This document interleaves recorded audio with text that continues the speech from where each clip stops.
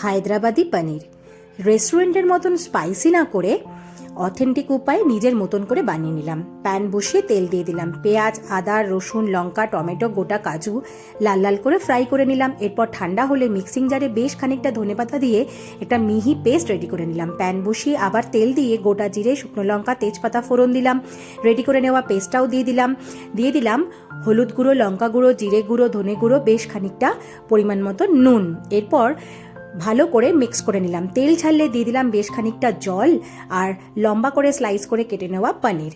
হালকা হাতে একটু মিক্স করে নিলাম। এরপর দিয়ে দিলাম 1 টিস্পুন ঘি, গরম মশলা গুঁড়ো, কাসৌরি মেথি, আবার একটু হালকা হাতে নেড়ে নিয়ে ঢাকা দিয়ে দিলাম।